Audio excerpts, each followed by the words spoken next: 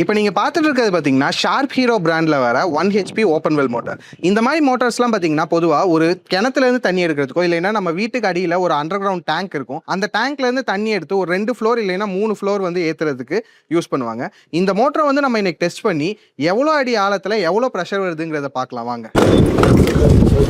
இப்போ இந்த மோட்டரை நம்ம ஃபுல்லி ஓப்பன் கண்டிஷனில் பார்த்துட்டு இருக்கோம். ஃபுல்லி ஓப்பன் கண்டிஷனில் வர ப்ரெஷரை நீங்கள் பார்த்துட்டு இருக்கீங்க. இந்த மோட்டர்லாம் நம்ம வந்து பொதுவாக ஒரு G+1 வீடு இல்லைன்னா G+2 வீடுங்களுக்கு தான் நம்ம வந்து யூஸ் பண்ணுவோம். G+2 வீடுங்கும் போது நம்ம ஒரு 25 மீட்டர்ஸ்ங்கிறது நம்ம கணக்கு வச்சுக்கலாம். ஒரு 25 மீட்டர்ஸ்க்கு லோட் பண்ணும்போது இதோட ப்ரெஷர் எவ்வளோ வருதுங்கிறது நம்ம பார்ப்போம். ஸோ ஒரு 25 மீட்டர்ஸ் லோட் பண்ணும்போது இந்த மோட்டர் தள்ள ப்ரெஷர் நீங்கள் பார்த்துட்டு இருக்கீங்க.